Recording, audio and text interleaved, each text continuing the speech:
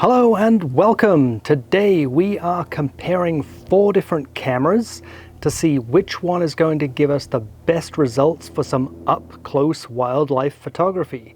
The specific challenge? Hummingbirds.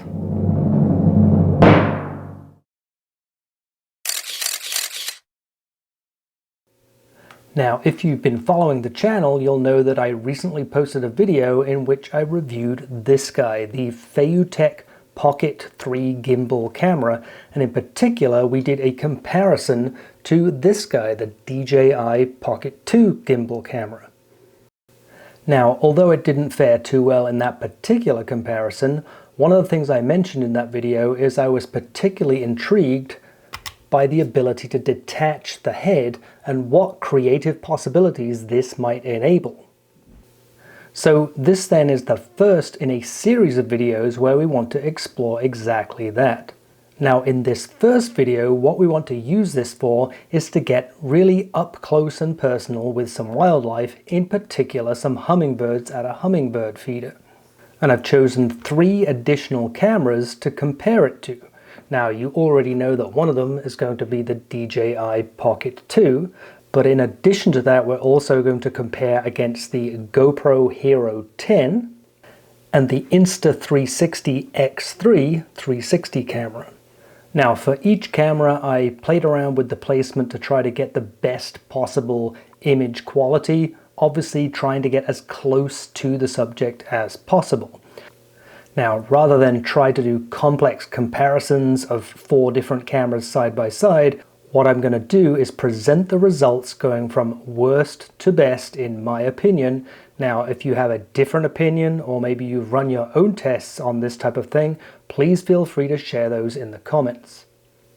Before we get started, one important thing, this video is not sponsored or paid for in any way. All of the cameras in this review were purchased with my own money and the opinions are entirely my own.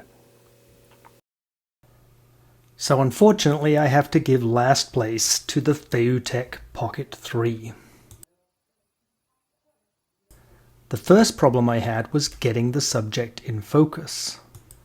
I started out with the camera very close to the feeder, and as you can see, it's just too close for the range of the fixed focus system.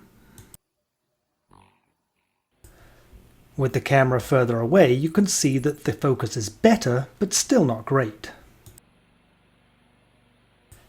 Now, where I expected the Feiyutech to make up ground is its ability to track a subject, or at very least being able to move the gimbal head. Unfortunately, the Feiyu app is currently not stable, and trying to enable subject tracking was just a complete disaster. I also found there's a latency of communication of several seconds, so trying to track a subject manually also was not possible.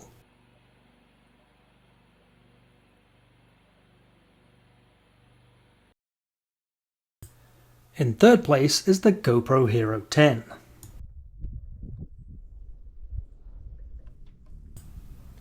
Now the GoPro is also a fixed focus camera, but as you can see, it coped a lot better even at close distance. It also boasts the highest video resolution of the 4 test cameras, which also helps to boost its image quality.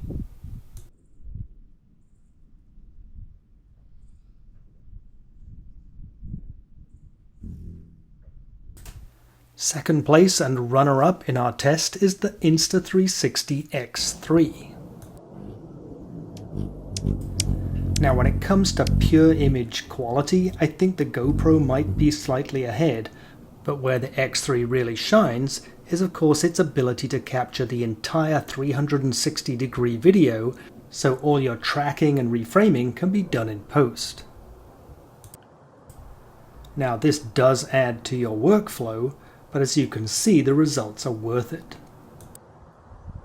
So while the image quality might not be the best, it's clear that no other camera will get you footage quite like this.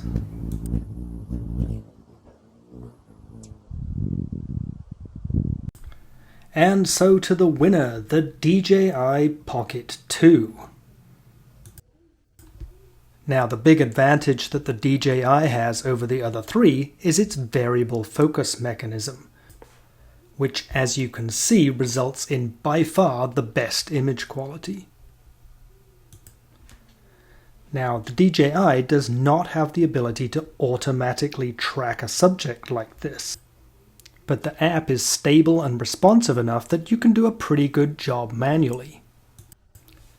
So with a bit of patience and a bit of luck, you might be able to get footage as good as the X3, but with much better image quality.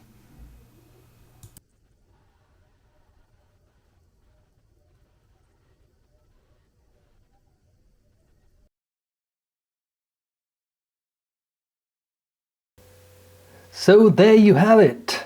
In the end, I think it was actually pretty simple to rank the four cameras from worst to best. Now, regarding the Feiyutech, I think had the app been more functional and responsive, I think we might have gotten better results through the tracking or at least manually moving the gimbal head. So let's hope that a firmware or software update might solve that in the near future. Now, if any of you out there have different experiences, or if you have any other comments or questions, please feel free to share those in the comments section. Now, I am planning additional videos, particularly around this guy and the detachable head, in terms of getting some creative content, and I hope to be posting those within the next couple of weeks. So please remember to subscribe to the channel and also hit the notifications button so you can get a notification when those new videos post. I hope you enjoyed the video, and thank you again for watching.